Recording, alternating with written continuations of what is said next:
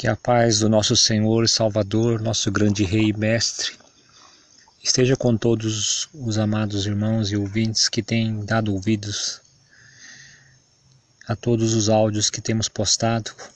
Hoje, dia 10 de abril, são exatamente 5:30 da tarde.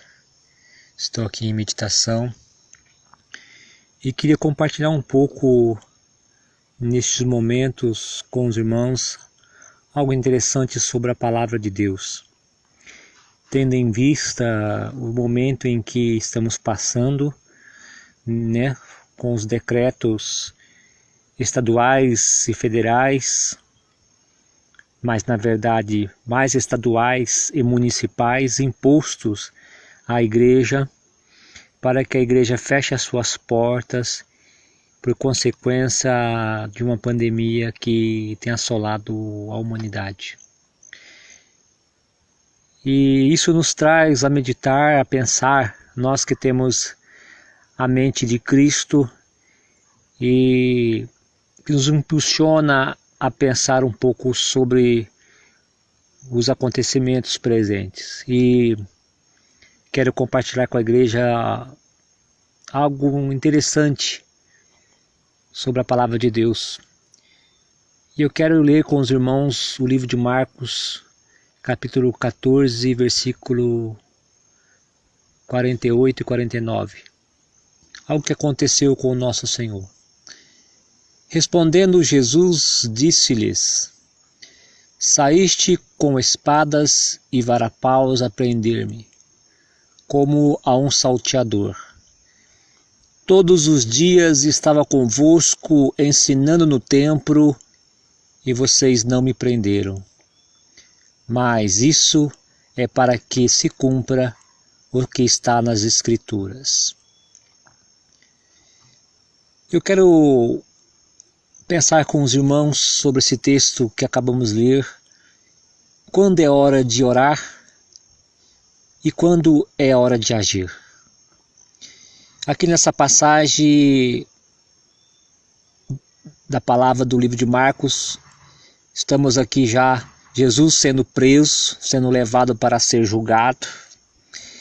E quando ele estava para ser preso, ele pronuncia essas palavras: Eu todos os dias estava com vocês ensinando no templo, e vocês não me prenderam. Mas agora é chegada a minha hora, e vocês terão que me prender para que se cumpra as Escrituras. A vida de Jesus, irmãos, foi algo extraordinário. Os evangelhos, eles retratam que Jesus era um homem de ação. Um homem que viajava por toda a terra da Palestina, proclamando as boas novas do reino do Pai. Por várias vezes vemos que tentaram prendê-lo, matá-lo, para impedi-lo de realizar a obra do Pai. Mas Jesus sabia exatamente por que morreria e quando morreria, e sabia que enquanto esse tempo não chegasse, ninguém iria impedi-lo de cumprir a sua missão e o seu ministério na terra.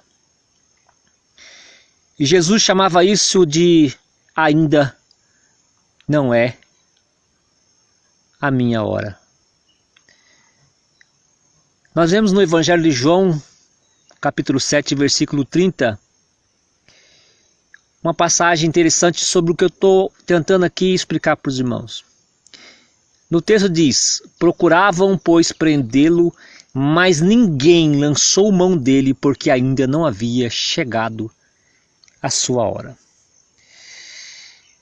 Irmãos, vemos que diante desses decretos estaduais e municipais, muitas igrejas fecharam as suas portas. Deixaram de cultuar ao Senhor e fecharam as suas portas. Muitos desses irmãos, nesse momento, estão trancafiados em suas casas, orando, buscando a Deus. Isso é louvável. Isso é louvável. Mas algo me chama a atenção sobre os textos que Jesus nos deixou. Será que chegou a nossa hora? Será que é hora de nós orarmos? Ou é hora de nós agirmos? Vemos um Cristo destemido que não abaixou a sua cabeça para ninguém, nem para os seus perseguidores, defamadores, políticos da época que tentaram impedi-lo, porque ainda não havia chegado a sua hora. Ele sabia muito bem o tempo da sua hora. Ele sabia muito bem que o seu ministério duraria 3 anos, mas que enquanto esses anos não fossem completados, ninguém iria impedi-lo de pregar o Evangelho do Reino de Deus. Vemos que os apóstolos também sofreram esse dilema. Quando os apóstolos foram presos, algo que está registrado no livro de Atos, capítulo 5, versículo 29, e quando eles lá presos por terem pregado o Evangelho, foram milagrosamente tirados de uma prisão e logo quando saíram da prisão, estavam testificando, falando de Jesus, do Evangelho lá no Sinédrio. O mesmo Sinédrio que tinha mandado prendê-los, ameaçá-los. Agora eles, soltos por um milagre de Deus, voltaram para pregar no mesmo Sinédrio que foi logo avisado que aqueles que estavam presos voltaram às ruas, ao Sinédrio, para pregar. E quando lá estavam, Pedro, inspirado pelo Espírito de Jesus Cristo, ele responde. Porém, respondeu Pedro aos apóstolos, dizendo: mais importa obedecer a Deus do que aos homens. Eles também estavam passando por perseguição, por prisão. Estavam tentando calar as suas bocas diante de leis humanas que tentavam impedi-los de anunciar o Evangelho de nosso Senhor. Porque eles sabiam também, como Jesus sabia, que ainda não era a sua hora. Sabemos que eles foram mortos, perseguidos e mortos por esse Evangelho, mas não no tempo dos homens, nem por decreto de homem algum, por decreto de governador algum, por decreto de prefeito algum, mas pelo decreto divino. Eu pergunto à igreja: será que chegou a nossa hora? Será que devemos continuar em nossas casas orando? Ou chegou a hora de agirmos? O que nos impulsiona a fazermos aquilo que é da vontade de Deus, o nosso ministério que tanto amamos, que tanto prezamos? Será que chegou a nossa hora de nós estarmos calados? Eu me entristeço, irmãos, por ver uma igreja que se prostrou tão rápido diante de decretos. Pessoas que estão caladas em suas casas, antes estavam todas em seus templos reunidas, dando a vida, dizendo que dariam a vida para estarem reunidos por amor a Deus, para buscar a Deus, a importância de estar juntos, de estar unidos, mas que nesse momento se cala. Quando é hora de orar e quando é hora de agir? Será que pecamos? Será que não podemos ser enquadrados no livro de Tiago, capítulo 4, versículo 17, quando diz: aquele que sabe fazer o bem e não faz, comete pecado. Que pecado é esse que Tiago está dizendo? O pecado da omissão. Deus deu à nação brasileira um presidente que ama o seu povo. Esse presidente tem sido perseguido, maltratado, desrespeitado pelos governos estaduais, tem sido desprezado, maltratado pelo nosso Supremo, que interpretam a lei não segundo a vontade do povo, mas segundo as suas próprias vontades e desejos. Deus nos deu um presente, um presidente que tem temor e tremor, que ama o seu povo e está disposto a dar a sua vida pelo seu povo. Agora eu pergunto, será que o seu povo, o povo que o elegeu, está disposto a dar a vida por ele?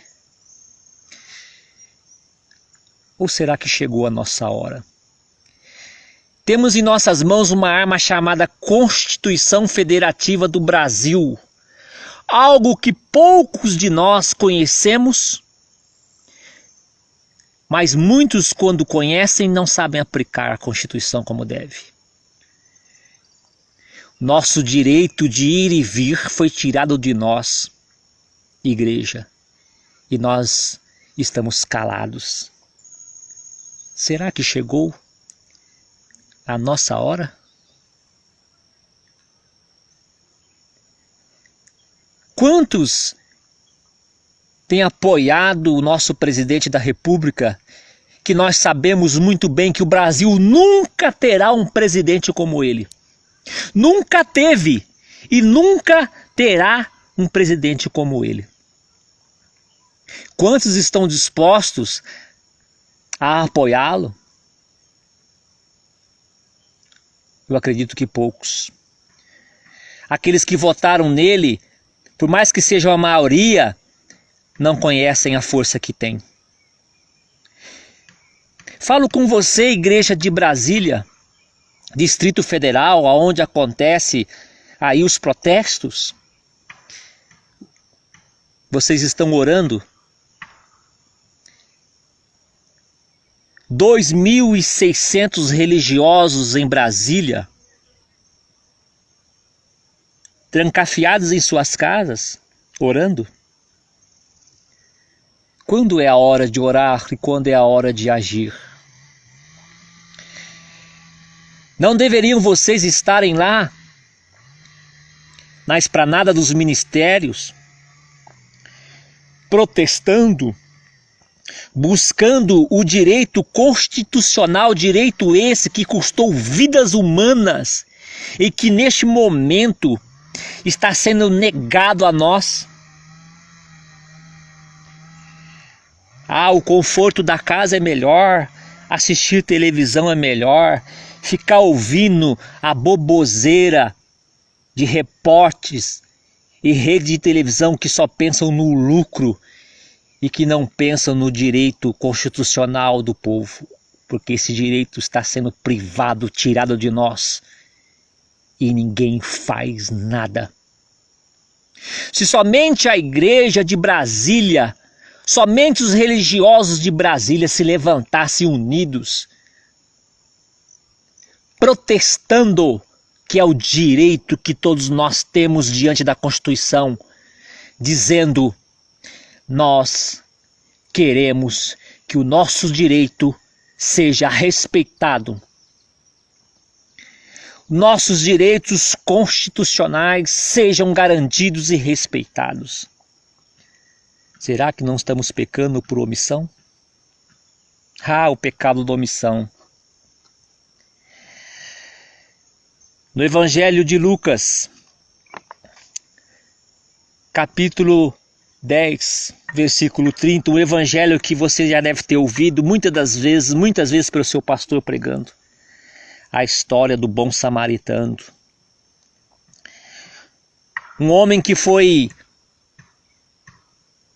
privado do seu direito de ir e vir, espancado, roubado, maltratado e deixado ao léu no meio da rua.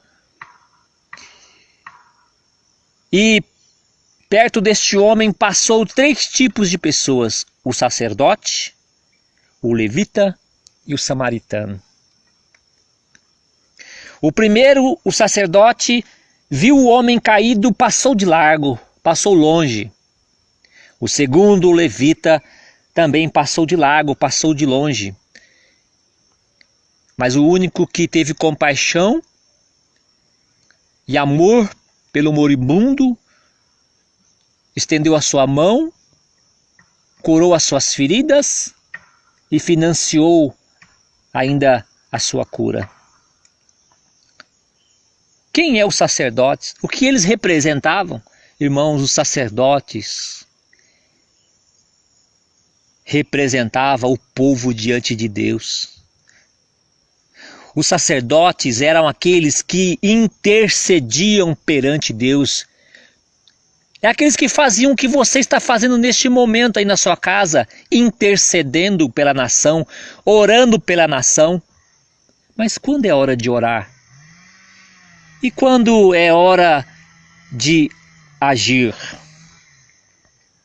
Os sacerdotes, aqueles que representavam o povo diante de Deus e oravam, intercediam a Deus perante o povo, eram os mesmos que viam o povo jogado na calçada, sendo maltratados e não faziam nada, somente oravam.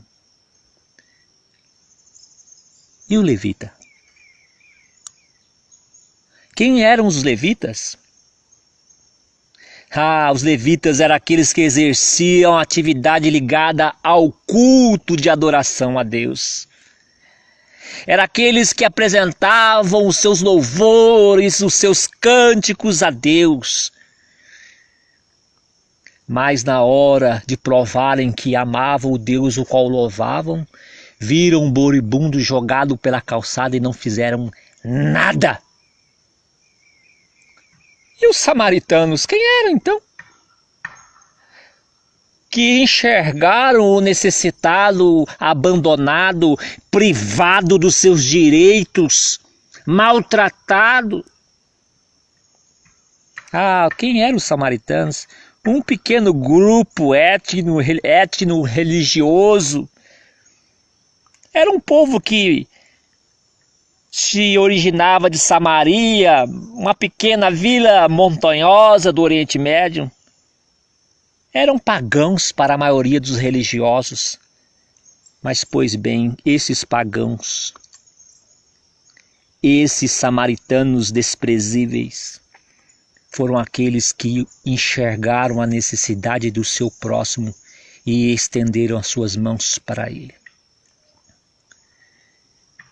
Quando é hora de orar, igreja, e quando é hora de agir?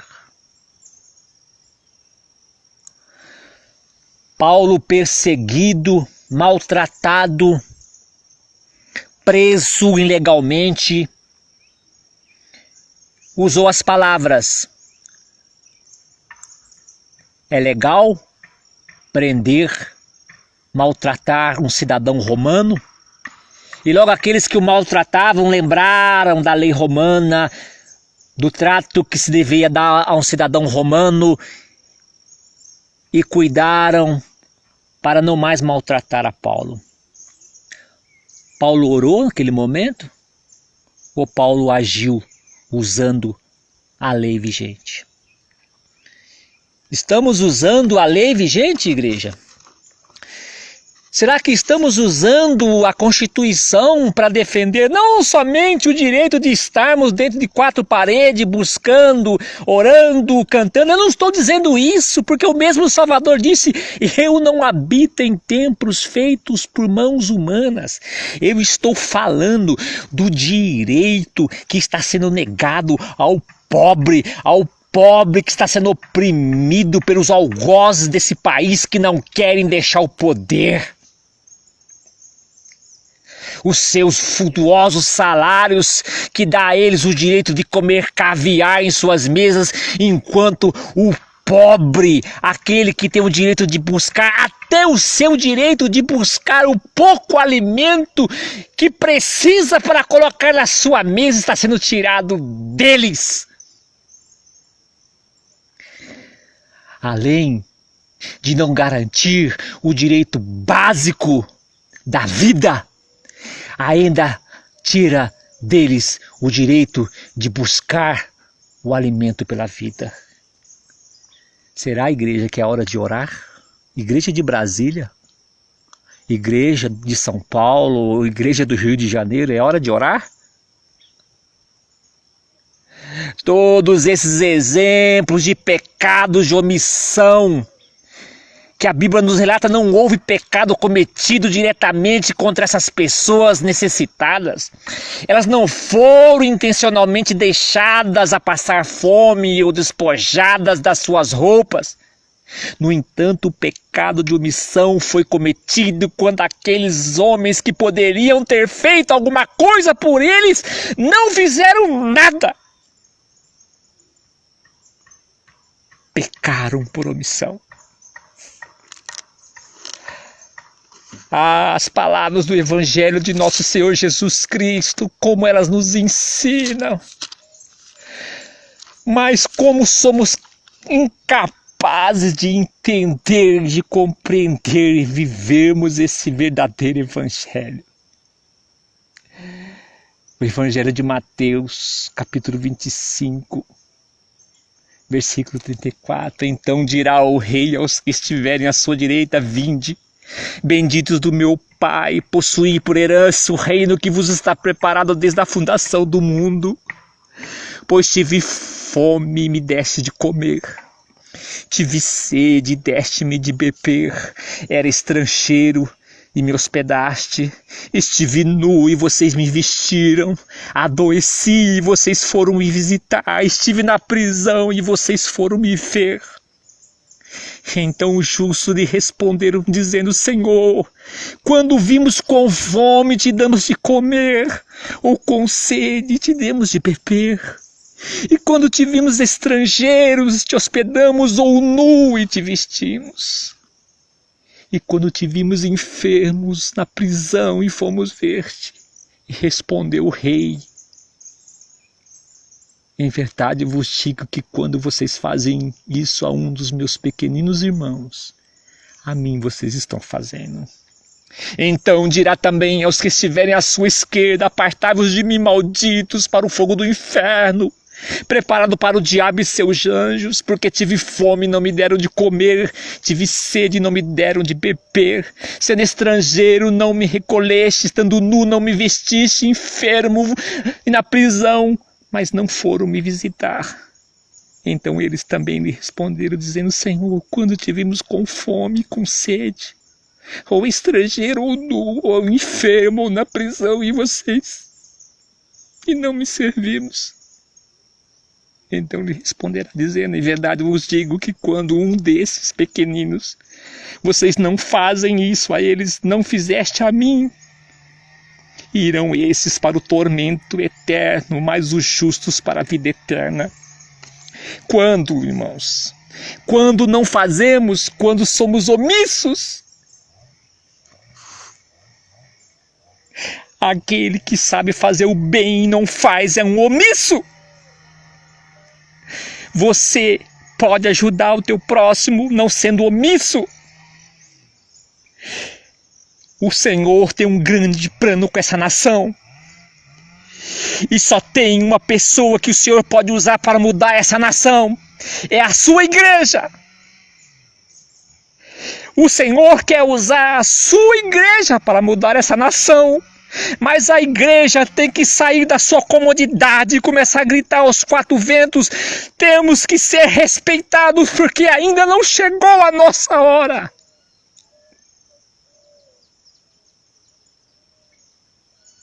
Onde está tu, igreja, orando?